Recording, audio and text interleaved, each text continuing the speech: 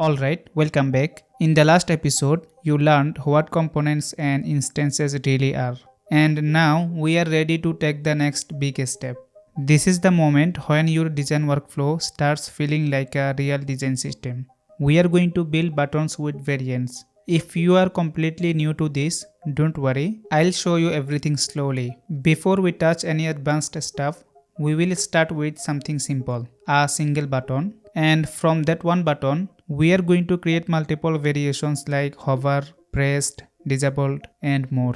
All inside one clean place. No mess, no duplication, just a smooth and organized setup. Let's start from the beginning.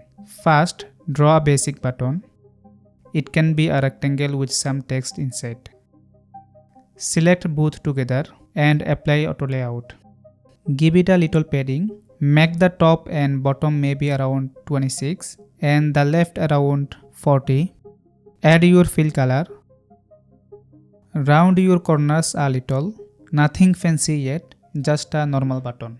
Now select the entire thing and turn it into a component. As soon as you do that, you will see the purple diamond show up around it. That means this is now your official main button. Think of it as your hero. Every other button version will come from this one. Now we are going to create our first variant. With the button selected, look on the right panel and click Add Variant. As soon as you do that, the button will duplicate itself inside a purple box. That purple box is called a component set. This is where all your button versions will live.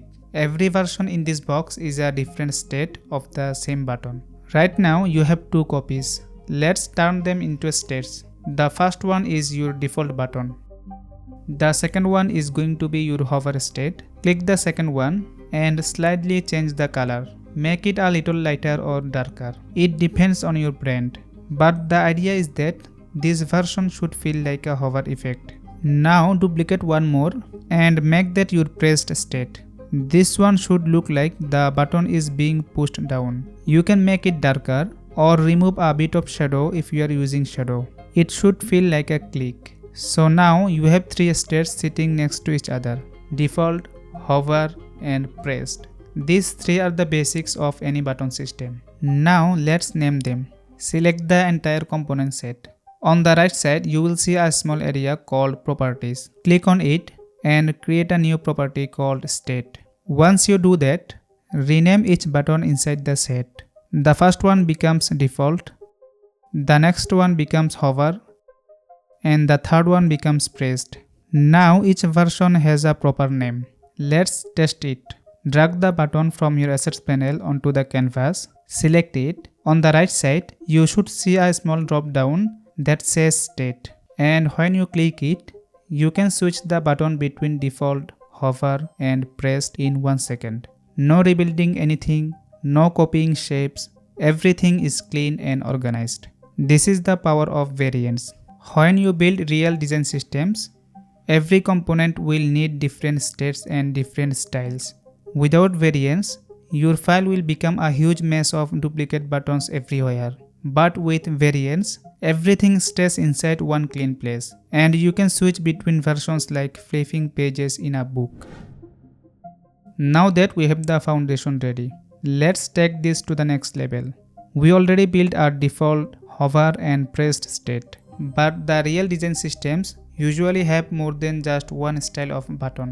Most products use at least two main types, a primary button and a secondary button. So let's create that. Go back to your component set and duplicate your default button variant. Not the entire set, just the default version inside the set. As soon as you duplicate, you will see a new variant appear inside the purple box. This one is going to become your secondary button. The primary button usually has a solid background color. The secondary button usually looks lighter.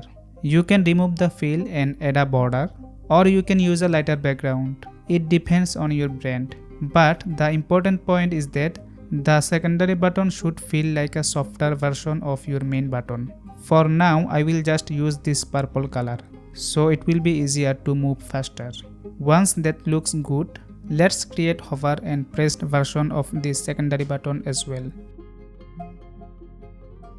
Now to manage both category, we have to add one more component property. So select the entire component set, click on this plus icon to create a new property and name it type. So the first property for states and the second property is for type. I mean, it will describe is the button is primary or secondary. So how do we do that? It's easy. First, select all the primary buttons holding shift and change the name property to primary. In the same way, select all the secondary buttons holding shift and change the type to secondary. Then select each secondary buttons one by one and rename the state to default, hover and press, like we did for primary buttons. Alright, now you can switch your live button on the canvas between primary, secondary, hover, pressed, and you will see all the styles changing instantly, which is very interesting and time saver. Now let's create one more variation that a lot of product use, which is an outline button. To do that, you can either copy and paste any button or just select a button and click on this add variant button. Then remove the fill completely. Add a 1 or 2 pixel stroke. Keep the corners the same. Then like before, create 2 more variations for hover and pressed. And then rename each button state and type. I'm going to do it first.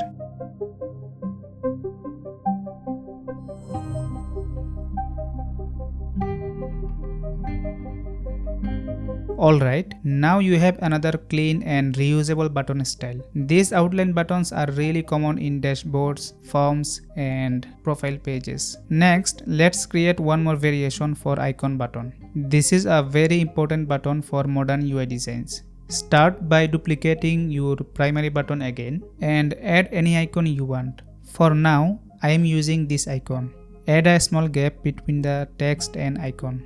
Then, like previous, create all variations of this type for different states. Then select all the states and change the type to icon. And after that, change each individual button state name to default, hover and pressed. This is when you start to feel how powerful variants really are. You are not making new components for every style. You are simply adding new versions inside one clean component set. Inside properties, you will now see a whole list of states: default, hover, pressed, secondary, outline and icon. And this is exactly how real design systems work.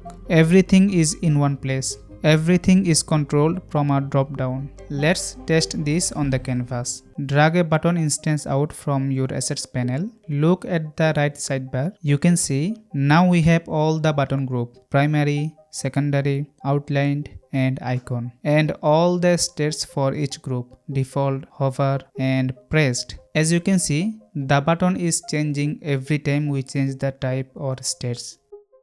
Imagine building an entire website now. Instead of designing every button manually, you just drag a button, change the state and move on. And if the client tells you later that all buttons need to be a little more rounded or slightly darker, you just update only in component set and every button everywhere updates automatically. This is the true power of variants. They save you hours of work and keep everything consistent. That's it for this video. You now understand how to take one button and turn it into a full button system using a clean, organized component set. This skill alone puts you ahead of most beginners. In the next episode, we will go deeper into component properties like text controls, boolean switches, and instance swaps. These are the features that make your components flexible and professional. If you are enjoying this series, stay with me, like, subscribe, and drop a comment to support the channel. Thank you for watching. I'll see you in the next one.